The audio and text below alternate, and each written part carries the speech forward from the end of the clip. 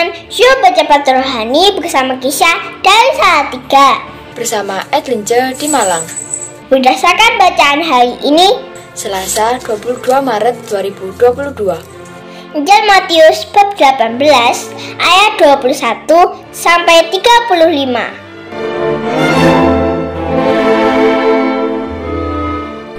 Saudara-saudari yang dikasih dan mengasihi Tuhan, hari ini Selasa tanggal 22 Maret 2022 di pekan ketiga masa Prapaskah. Gereja memberikan bacaan pada kita dari Injil Matius bab 18 ayat 21 sampai 35 masih berbicara tentang pengampunan. Selasa 2 minggu yang lalu di pekan Prapaskah yang pertama, tema yang saya bawakan juga pengampunan.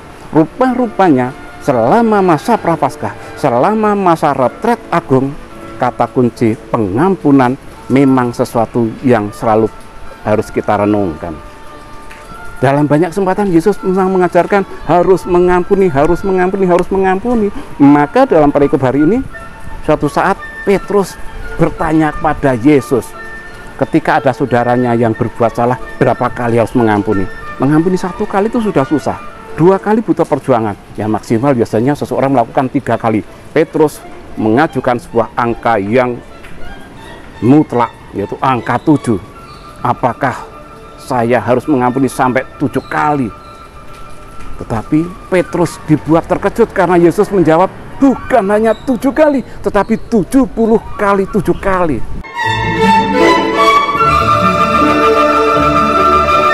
Membuat jamu berbahan brotowali memang bagus walaupun pahit sekali. Pengampunan bukan sampai 7 kali, tapi 70 kali 7 kali.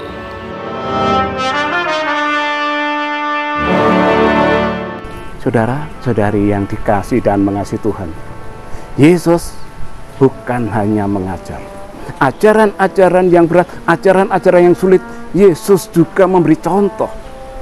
Ketika Yesus tergantung di kayu salib, masih berdoa, ya Bapa, ampunilah mereka karena mereka tidak tahu apa yang mereka kerjakan.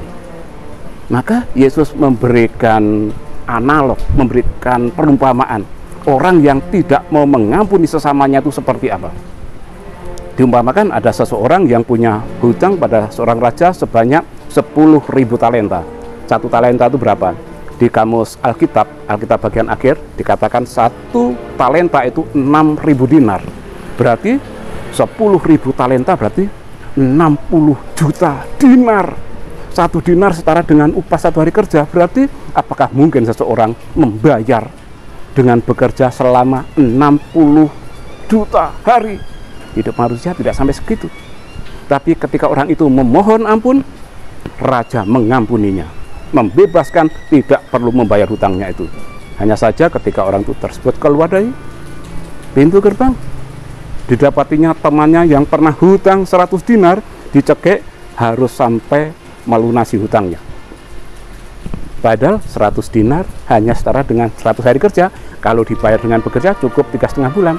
Tetapi karena temannya tidak bisa membayar, akhirnya dijebloskan dalam penjara. Pengawal yang lain tahu, dilaporkan pada raja. Raja akhirnya murka. Hutangmu yang begitu besar telah saya hapuskan, tetapi hutang temanmu tidak mau kamu hapuskan. Maka dia meminta pada para algojo supaya orang tersebut dimasukkan dalam penjara. Dan di akhir perikop Yesus menegaskan, kalau kamu tidak mau mengampuni, Bapamu pun akan bertindak seperti itu.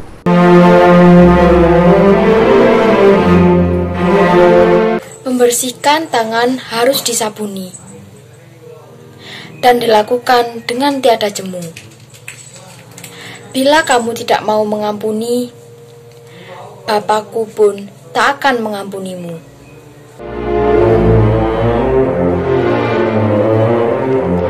Maka saling mengampunilah dengan segenap hati. Yesus tidak hanya bilang mengampuni, tapi ditambahkan mengampuni dengan segenap hati.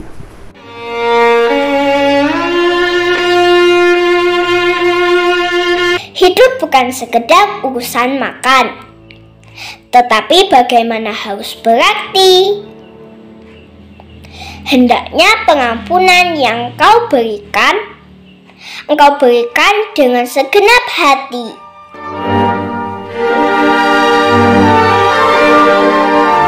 Saudara-saudari yang dikasihi dan mengasihi Tuhan, masa Prapaskah, masa Retret Agung, masa kita untuk belajar bagaimana memperjuangkan hal yang sulit ini, mengampuni. Maka baik juga kalau kita mengingat apa yang pernah dikatakan oleh Henry Dominique Lacordaire, seorang teolog dan seorang pengkhotbah ulung dari Perancis, pernah berkata, jika ingin bahagia dalam sekejap, balas dendamlah. Tetapi kalau ingin berbahagia selamanya, ampunilah. Tuhan memberkati. Et benedictio Dei omnipotentis, Patris, et Filii, et Spiritus Sancti, descenda super vos, et maneat semper. Amen.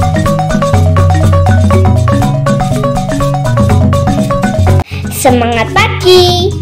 Selamat mengembangkan semangat pengampunan agar kita pun beroleh pengampunan. Salam seroja, berkah dalam. Terima kasih.